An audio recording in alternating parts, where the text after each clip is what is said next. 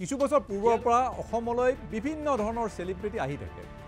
ক্ৰিকেটৰে হোক ফুটবলৰে হোক বা সিনেমা জগতৰে হোক আৰু এই সেলিব্ৰিটিবোৰ যেতিয়া আহে তেতিয়া টিভি মিডিয়াই তেখেতসকলক আগুৰি ধৰে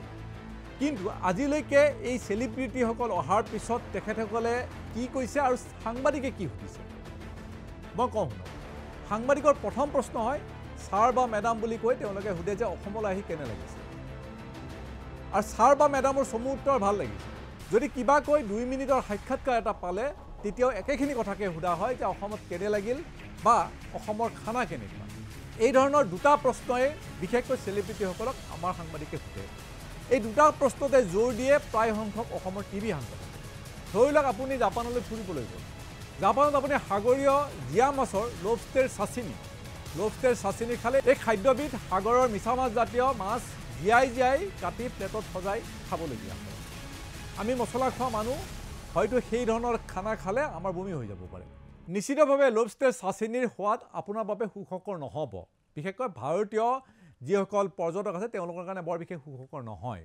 যদিও বা জাপানীসকলৰ বাবে এয়া প্ৰিয় খাদ্য আৰু অতি চহকী খাদ্য এতিয়া যদি কোনোবা জাপানী ভদ্ৰলোকে আপোনাক সেই একে দুটা প্ৰশ্ন কৰে যে জাপান আপোনাৰ কেনে লাগিল বা জাপানৰ খাদ্য আপুনি কেনে পালে আৰু যদি আপুনি ভদ্ৰলোক হয় আপোনাৰ স্বাভাৱিক উত্তৰ হ'ব যে ভাল লাগিল খাদ্য সোৱাদ লগা এয়া হ'ল ভদ্ৰতা বা শিষ্টাচাৰ বেয়া বুলি ক'লে জাপানীৰ অন্তৰত আঘাত লাগিব বা অসমীয়াৰ অন্তৰত আঘাত লাগিব আৰু অসমত বিশেষকৈ কোনোবাই যদি বেয়া বুলি ক'লে তেতিয়াতো কথাই শেষ এটা সময়ত কোনোবা এজন বিদেশী ক্ৰিকেটাৰ গুৱাহাটীলৈ আহিছিল আৰু গুৱাহাটীলৈ আহি টুইটাৰ নে ক'ৰবাত লিখিছিল যে অসমৰ গাড়ীবোৰে ৰাজপথত অনাহকত হৰ্ণ বজাই থাকে এই সঁচা কথাটোক লৈ হাহাকাৰ লাগি পৰিছিল অসমীয়াৰ মাজত সকলোৱে তিৰস্কাৰ কৰিছিল সেই খেলুৱৈজনক আমাৰ আত্মসন্মানত লাগিছিল তেনে পৰিস্থিতিত অসমলৈ কোনোবা অতিথি আহি অসমখন মোৰ ভাল লগা নাই বা ইয়াৰ খাদ্য মুখত দিব নোৱাৰি বুলি ক'ব জানো এয়া শিষ্টাচাৰতে নপৰে অৰ্থাৎ কাৰোবাৰ বেয়া লাগিলেও সৌজন্যতাৰ খাতিৰত সেয়া ভাল লগা বুলি ক'ব কথা প্ৰসংগত সাংবাদিকে সেলিব্ৰিটিক তেনেবোৰ কথা সোধাটো এটা সৌজন্যতা বুলি ক'ব পাৰি কিন্তু সেয়া কোনো কাৰণত খবৰ হ'ব নোৱাৰে সেয়া টিভিৰ কাৰণে এক্সক্লুচিভ খবৰ মুঠেও হ'ব নোৱাৰে শেহতীয়াভাৱে অসমলৈ শচীন তেণ্ডুলকাৰ আহিল আমি কি খবৰ পালোঁ শচীন তেণ্ডুলকাৰ সন্দৰ্ভত সেই একে কথা আহি খুব ভাল লাগিল সেয়া জানো খবৰ হয় সেয়াটো অসমলৈ অহা প্ৰতিজন সেলিব্ৰিটিয়ে কৈ যায় আজিলৈকে যিমানবোৰ সেলিব্ৰিটি আহিছে তেওঁলোকক সেই দুটা প্ৰশ্নই সোধা হয় আৰু সেই একে ধৰণৰ উত্তৰে সকলোৰে পৰা পোৱা হয় গতিকে ইয়াত এক্সক্লুচিভ খবৰ কি শচীন তেণ্ডুলকাৰে ক্ৰিকেট সম্বন্ধত কিবা ক'লে জানো অসমৰ ক্ৰিকেটৰ উত্তৰ সন্দৰ্ভত কিবা প্ৰশ্ন সোধা হ'ল জানো মানুহজন যিটো ক্ষেত্ৰত সেই ক্ষেত্ৰত খবৰ শূন্য অৰ্থাৎ আমি সাংবাদিকসকলে সদায় পকেটত দুটা প্ৰশ্ন লৈ সেলিব্ৰিটিৰ মুখামুখি হওঁ অসমখন কেনে লাগিল অসমীয়া খাদ্য কেনে পালে আমাৰ দৌৰ সিমানতেই ইয়াৰ কাৰণো কিন্তু নোহোৱা নহয় মিডিয়া হাউচবোৰে এনেবোৰ সংবাদ সংগ্ৰহৰ বাবে বা সাক্ষাৎকাৰৰ বাবে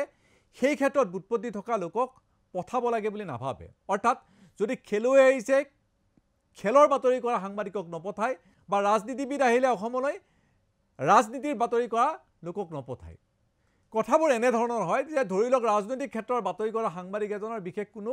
সেই দিনটোত বাতৰি নাই আৰু সেই সময়তে ধৰক শচীন তেণ্ডুলকাৰ অসমলৈ আহিলে লগে লগে টিভি চেনেলৰ পৰা সাংবাদিক কোনোবা এজন সাংবাদিকক ধৰি বান্ধি আনি দায়িত্ব দিয়া হ'ব যে তুমি শচীন তেণ্ডুলকাৰৰ বাতৰি কৰা হয়তো সেইজন সাংবাদিকে শচীন তেণ্ডুলকাৰৰ জীৱনত এখন ক্ৰিকেট মেচো চাই পোৱা নাই গতিকে সাধাৰণভাৱে কোনোবা এজন যে ৰাজনৈতিক বাতৰি কৰা সাংবাদিকে শচীন তেণ্ডুলকাৰৰ এছাইনমেণ্টটো পাই তেওঁ সেই দুটা বিশেষ প্ৰশ্নই সুধিব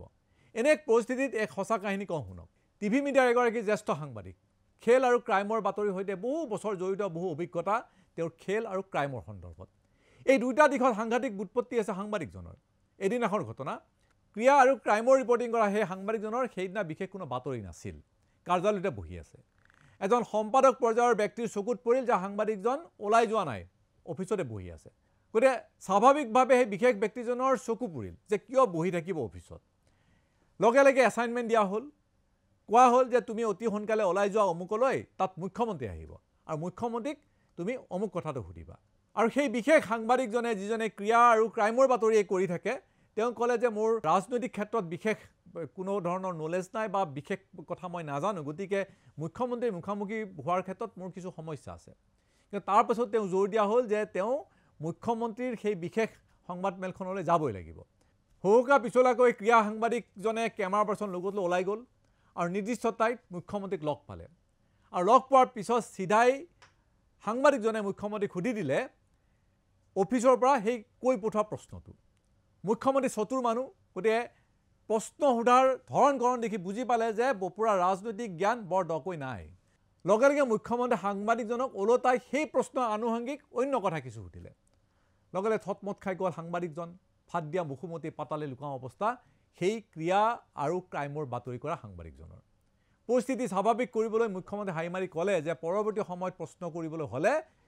কাৰ্যালয় তোমাৰ সম্পাদকক আৰু দুটা কথা বেছিকৈ সুধি আহিবা তাৰ পাছতে মোক প্ৰশ্ন কৰিবা যেন প্ৰচণ্ড এপাত চৰ সোধালে সাংবাদিকজনক এতিয়া কওক ভুলটো খাৰ